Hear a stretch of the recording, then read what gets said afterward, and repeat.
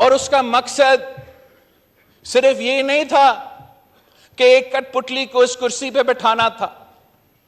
उसका मकसद ये था कि जो भी आपने वो 10 साल पीरियड में पाकिस्तान की सियासत के लिए, पाकिस्तान की तरक्की के लिए कामयाबियां हासिल की, उनको रिवर्स करना उनका मकसद था। उनका मकसद यह सिर्फ नहीं था कि एक सिलेक्टेड वजीर आजम को इस कुर्सी पे बिठाना था, मगर उनका मकसद यह था कि 1973 का कॉन्स्टिट्यूशन को, जो कि वो उनसे हजम नहीं हो रहा था, उसको भी रिवर्स करना था। उनका मकसद यह था कि वो 1973 कॉन्स्टिट्यूशन, जिसने इस मुल्क को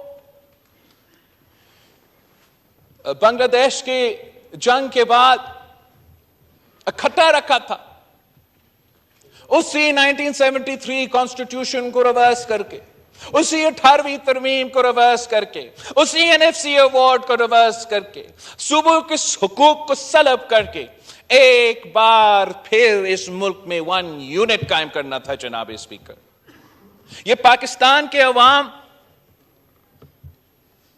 इसलिए कि आप कामयाब थे, इसलिए कि हम कामयाब थे, तो पाकिस्तान के अवाम ने ये नाइटमेयर सिनेरियो नहीं देखा।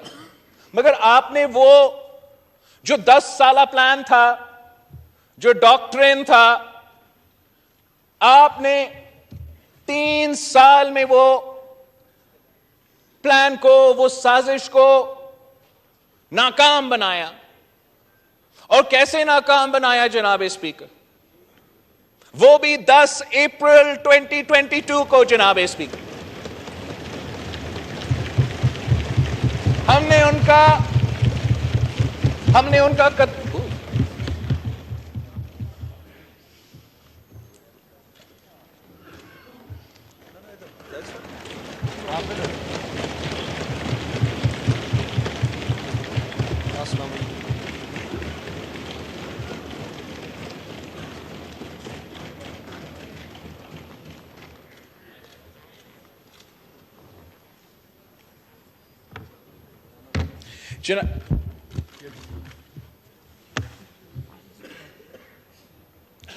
तो आपने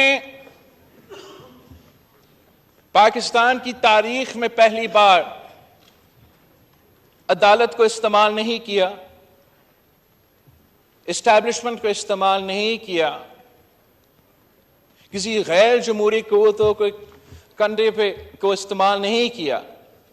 अपने तारीख के पहली बार जमहूरी हथियार इस्तेमाल करके, अदम एतमाद का हथियार इस्तेमाल करके उस सेलेक्टेड को, उस नालायक को, उस मुसल्लत किया गया वजीर आजम को घर भेज दिया।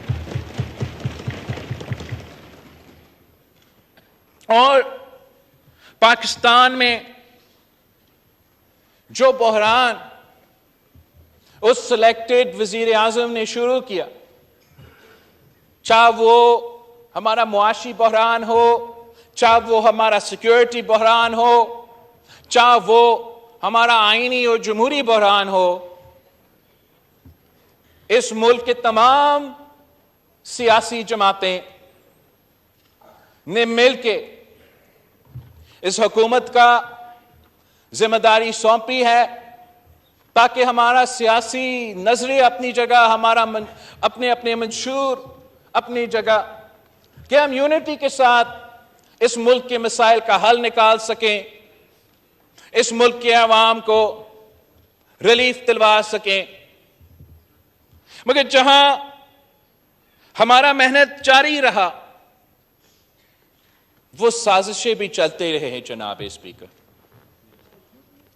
वो साजिशें 1 साल से इस मुल्क के सामने चलते रहे, और इसलिए कि हमारा वजीर आजम एक शरीफ आदमी है, तो हम ये जो साजिशें हैं वो बर्दाश्त करते रहें, मुल्क की खातिर, इदारे की खातिर, सिस्टम की खातिर। मगर जनाब स्पीकर, इस गोल्डन जुबिली पे बहुत जरूरी है कि मैं इस हाउस की रिकॉर्ड पे वो साजिश लेकर आए। इसलिए अगर आप ने एक सिलेक्टेड वजीर आजम को खुदा हाफिज कह दिया तो इसका यह नहीं मतलब कि वो साजिश खत्म हुआ, वो डॉक्ट्रिन खत्म हुआ। आज तक हर इदारे में वो लोग मौजूद हैं जो इस यूनिटी, इस जमहूरी सफर, इस के खिलाफ है। वो ना सिर्फ नजरियाती और सियासी तौर पे इस इत्तेहाद के खिलाफ है, इस कॉन्स्टिट्यूशन के खिलाफ है, मगर अपनी जाती फायदा की वजह से ये नहीं चाहते कि ये जमहूरी एक्सपेरिमेंट कामयाब हो। वो नहीं चाहते हैं कि हमारा इत्तेहाद कामयाब रहे। वो चाहते हैं कि जितना भी जल्दी मुमकिन हो उसी सिलेक्टेड नालायक को एक बार फिर मसलत किया जाए। वो चाहते हैं कि जहां से हमने मिलकर उस तबाही का कहानी रोका था वहीं से वो फिर से शुरू करे। वो उसी डॉक्ट्रिन के तहत काम करते रहे। वो इस हाउस को अंडरमाइन करे, इस आइन को अंडरमाइन करे, वो सूबे के हकूक को सलब करे, 18वीं तरमीम को खत्म करे, 1 यूनिट कायम करे और सिलेक्टेड राज एक बार फिर इस मुल्क में मौजूद हो। जनाब स्पीकर, पिछले 3 साल तो एक उस साजिश का हिस्सा तो हमारा सामने था और उसका हम बुला भरा भी कहता था, मगर जो मेन कैरेक्टर्स थे वो शायद मुल्क और अवाम के सामने उस तरीका से नजर नहीं आए। जनाब स्पीकर, प्लान क्या था जो आपने रोका, जो आप सब ने रोका? वो तो 10 साल का प्लान था ना, 10 साल का प्लान। और इस 10 साल का प्लान को कामयाब करवाने के लिए क्या सिर्फ एक इमरान खान नियाजी मौजूद? क्या सिर्फ एक सिलेक्टेड वजीर आजम का जरूरत था या कोई और लोगों की जरूरत थी? अगर वो 10 प्लान चलता और इस मुल्क को एक 1 पार्टी स्टेट में तब्दील किया जाता तो दूसरे इदारे में भी जनाब स्पीकर मर्डर ऑफ मेरिट नहीं होना था। अगर इस हाउस को किसी एक शख्स को एक पर्सनल प्रॉपर्टी के तहत हैंड ओवर किया जा रहा था 10 साल के लिए कि आप ये डॉक्ट्रिन को अमल करो, तो इस मुल्क में दूसरे इदारे हैं। हमारा आला अदलिया है जिसकी तारीख में एक ऐसे जजेस मौजूद हैं जिन्होंने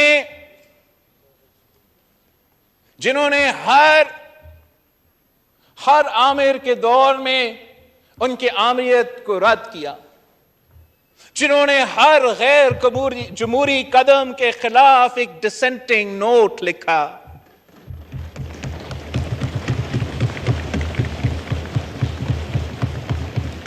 ये वही जजेस थे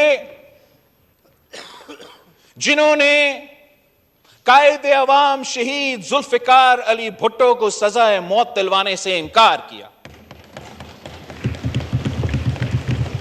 ये वही जजेस थे जिन्होंने मुशर्रफ को सलूट करने से इनकार किया।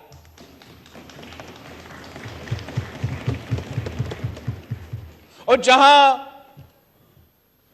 जहां ऐसे बहादुर और गैरतमंद जजेस हमारे तारीख में हमेशा मौजूद रहे हैं, अफसोस के साथ साथ ऐसे भी जजेस हमारे आला अदलिया में टाइम गुजारा है जो कि उस आइन जिस आइन का उन्होंने दिफा करना था उस आईन का उन्होंने तहफ्फुज नहीं किया, जिन्होंने हर आमिर के साथ दिया, हर वजीर आजम के खिलाफ फैसला सुनाया। और जनाब स्पीकर, अगर इस हाउस को उस डॉक्ट्रिन के तहत किसी एक आदमी को दिलवाना था, तो हमारा जो सुप्रीम कोर्ट है वहां भी कुछ ऐसा कोई साजिश पक रहा था। वहां भी, एंड आई होप कि ये एक क्लियर तो कर आए होगा, वहां भी एक साजिश है। उस वक्त बड़ा जोर और शोर से चल रहा था कि किसी ना किसी तरीके से अगर कोई ऐसा जज मौजूद हो हमारा आला अदलिया में जो आइन के साथ देंगे, 1973 के आइन के साथ देंगे, अपने काम करेंगे। अगर ऐसा कोई जज मौजूद है तो एक साजिश था कि उसको निकालना था। जनाब स्पीकर, एक वजीर आजम को 10 साल चलाना था तो कुछ जस्टिस को भी एक्सटेंशन दिलवाना था, ताकि जब आपका 10 साल का डॉक्ट्रिन चलता रहा तो उनको एक रबर स्टैम्प मिलते रहे। और वो लोग जो इस साजिश में शरीक थे वो आज भी हमारा आला अदलिया में बैठे हैं, आज भी हमारा आला अदलिया में मौजूद हैं। और जनाब स्पीकर, आपका कोशिशों की वजह से, एक अदम एतमाद की वजह से, जहां एक सिलेक्टेड वजीर आजम का प्लान को, साजिश को आपने नाकाम करवाया, आपने वो साजिश भी नाकाम करवाया, वरना आज तक वो काम ने तो होना था। मैंने तो एक ये पार्लियामान का एक इस इदारा का आपको बताया है, एक हमारा दूसरा ऑनरेबल इदारा के बारे में बताया है, और एक और जगह है जो इदारा नहीं है मगर इसको इदारा कहा जाता है, जो हमारा ऑनरेबल मिनिस्टर डिफेंस नजर ही नहीं आता, लेकिन इधर जरूर मौजूद होगा। Honourable minister defence Khwaja Asif sahab के नीचे ये इदारा आता है।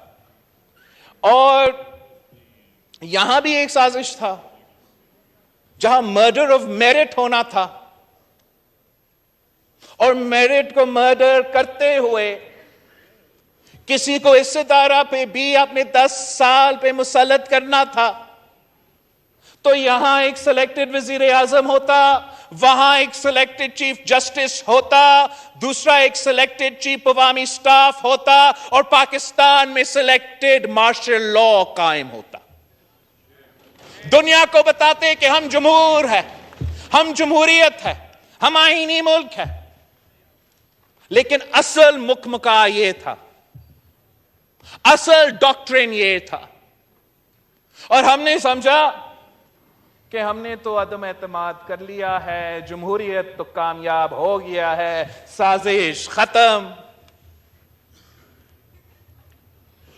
इस पे हम गलत थे जनाब स्पीकर, साजिश आज तक चल रहा है।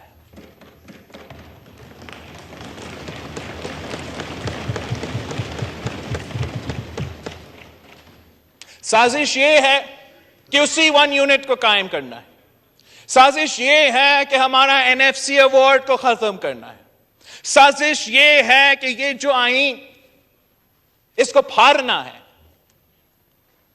और उसी डॉक्ट्रिन को एक बार फिर इस मुल्क पे मुसल्लत करना है।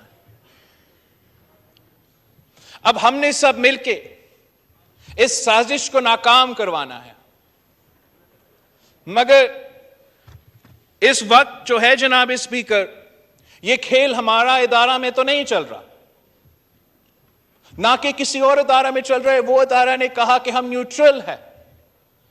तो जब एस्टैब्लिशमेंट न्यूट्रल रहा और पार्लियामान हमारा हाथ से बाहर चला गया, तो एक ही जगह मौजूद है जहां यह खेल अभी तक जारी है। और इसलिए जनाब स्पीकर, इस 10 अप्रैल 2023 पे, हमारा गोल्डन जुबली के दिन पे, इस हाउस के फ्लोर से मैं अपील करता हूं honourable chief justice of Pakistan से कि the judiciary of Pakistan stands at a crossroads. या ये वो अदालत, एक ऐसा अदालत बन सकता है जो हर पाकिस्तानी माने कि ये इस आईन का मुहाफिज हैं। हमारा अदालत अपना ही वकार को बुलंद कर सकते हैं। अगर ऑनरेबल जज साहिबान आपस में बैठे और किसी एक शख्स, किसी सियासत की जो सोच है उसको अलग रख के, अगर वो आपस में बैठ के एक बेंच बन के, एक कोर्ट बन के अपने फैसले सुनाएंगे, तो जनाब स्पीकर, मुझे ये I am confident that the consensus of the Supreme Court of Pakistan will be democratic, that the consensus of the Supreme Court of Pakistan will be in line with the Constitution of Pakistan.